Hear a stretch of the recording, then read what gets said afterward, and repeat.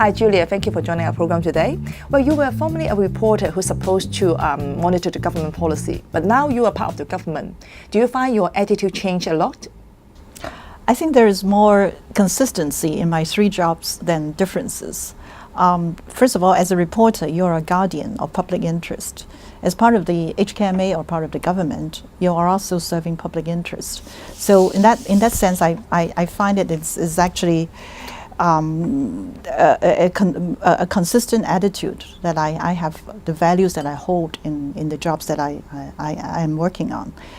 There is another common element, common thread in my three jobs, is that I'm always when I was a reporter, I was always in the center of current affairs.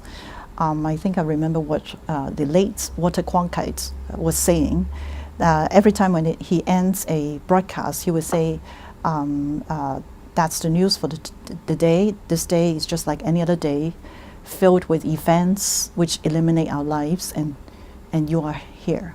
So I think when I'm at HKMA or I'm part of the government, more so than a reporter, I'm actually in the center of the course of event and watching history unfold itself. So I think that's part of what have attracted me to all three jobs. And when you were a reporter, which article you liked the best? It's this story about a former KMT soldier who left his home in Nanchang and followed the KMT party and the soldiers to Taiwan and settled in Taiwan.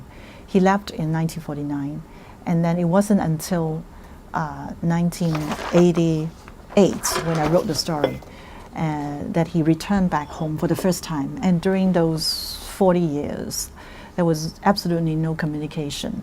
So I sought him out because he was the first person who applied to go back on an official visa for Taiwanese to go on an official visa to the mainland to reunite with his family. Last year, you quit your job in HKMA and accept a pay cut to join the government. Why did you make such a decision?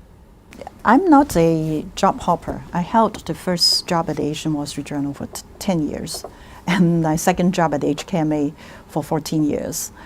And I love every moment of it in both jobs. But then it comes to a point where I would like to have change. Because when you have a change in job and when you have a change in portfolio, you do use this brain muscles that you have never known existed, and you do acquire new skill sets, and also and so that the opportunity presented itself, I took it, and it's also a natural extension of what I've been doing and what I'm trying to achieve. Now you are part of the government, and one of your major jobs is to promote the CIPA agreement. Among them is the cross-border ETF. Why do you think that these measures are important for the Hong Kong's and China's development? I think in the fullness of time, I truly believe that the financial markets of the mainland and Hong Kong will be integrated. Now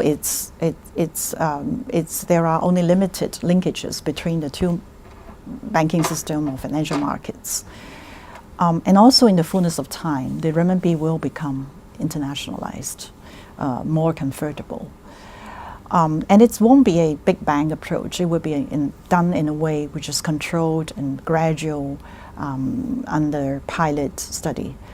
And I believe that Hong Kong will be best positioned to become a pilot, to become the testing ground for such capital accounts experiments to be conducted. For example, the renminbi business is in a way a liberalization which allow renminbi to be flowing across border and to be allow the use of it increasingly outside of the mainland. So Hong Kong is in a best position to do it. Well, shortly after you joined the government, we have this mini bond fiasco. What regulatory reform do you think we should do to prevent another crisis to happen again? What we have seen is the regulatory, first of all, there's no one size fit all. So it's not as if there is a optimal structure which fits into the history, culture, and the uniqueness of the markets. I think this is for certain, because we've been discussing with in international forum. But then I think there is equally importance attached to trying to get the essence of regulation. That is, even though there is no optimal structure, but then there are elements which needs to be taken into account. For example, whether your structure or the way you set up, whether they are able to supervise when financial institutions' activities is actually cross different financial sectors, whether you're able to conduct sufficient